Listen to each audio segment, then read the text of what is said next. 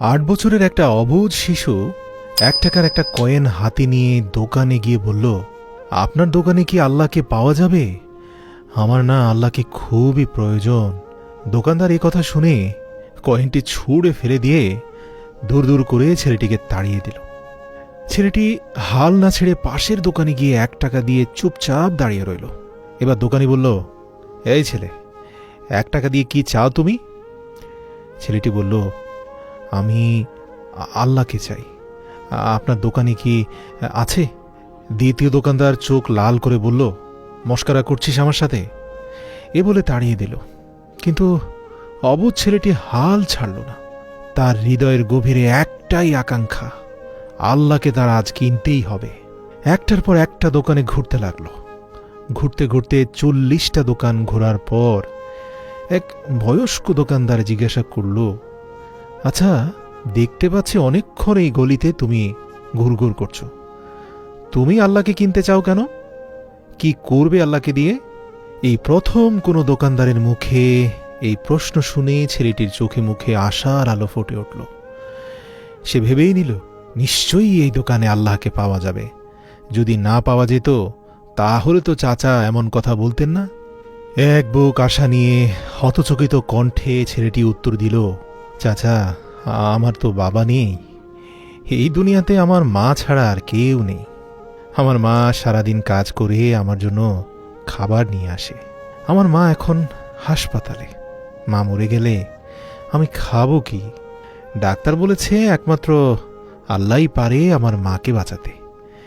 আপনার দোকানে কি আল্লাহকে পাওয়া যাবে? দোকানদার চাচা লক্ষ্য করলেন ছেলেটির চোখগুলো জলজল করছে। তিনি আত্মবিশ্বাসের সাথে বললেন, আরে হাঁ, অবশ্যই আল্লাহকে পাওয়া যাবে। তো কত টাকা আছে তোমার কাছে?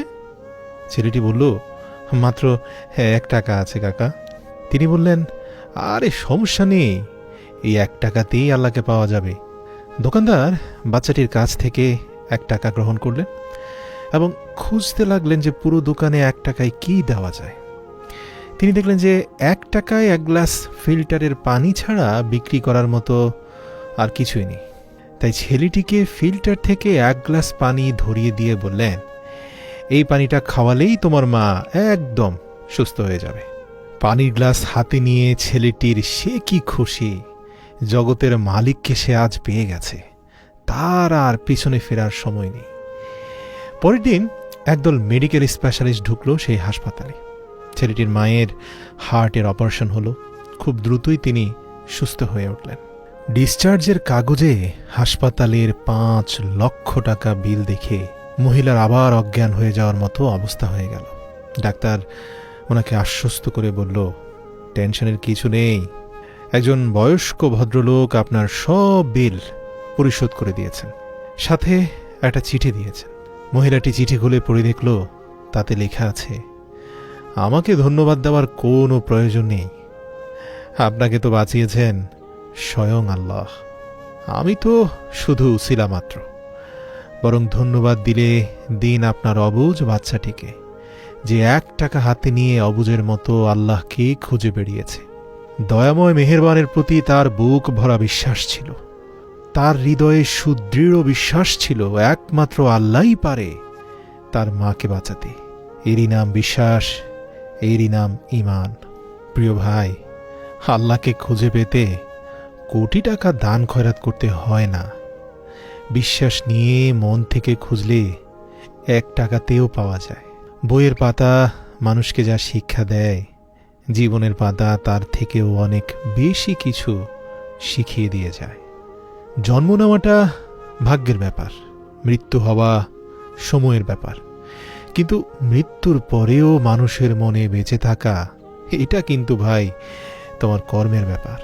দেখো, শিক্ষিত হয়ে যদি ঠিককে ঠিক, ভুলকে ভুল বলার সাহস না থাকে, তবে আপনি সমাজের বোঝা ছাড়া আর কিছুই নন।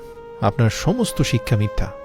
একটা কথা স্মরণে রাখবেন, কাউকে দুঃখ দিয়ে বেঁচে থাকার চেয়ে বরং দুঃখ নিয়ে বেঁচে থাকা অনেক উত্তম। কারণ নিজের কষ্টের জন্য কারো কাছে জবাবদিহি করতে হয় না, কিন্তু অন্যকে কষ্ট দিলে জীবনভর তার অভিশাপ মাথায় নিয়ে চলতে হয়। এই পৃথিবীর সবচেয়ে পুরাতন যন্ত্রের নাম ষড়যন্ত্র, যা যুগের পর যুগ সার্ভিসিং ছাড়াই চলছে। মনে রাখবেন, এই ষড়যন্ত্রকারী বিষাক্ত মানুষের দাম এই পৃথিবীতে অনেক বেশি। বিশ্বাস হচ্ছে না? উদাহরণ দিব।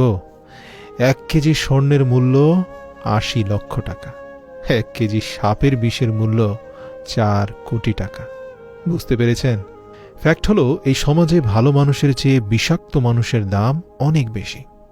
জীবনটা পাওয়া না পাওয়ার হিসেব মিলানোর স্থান নয়।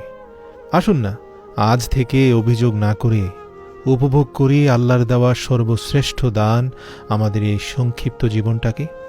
আমার কাছে পৃথিবীতে সবচেয়ে সুন্দর দৃশ্য হলো কাউকে হাসতে দেখা।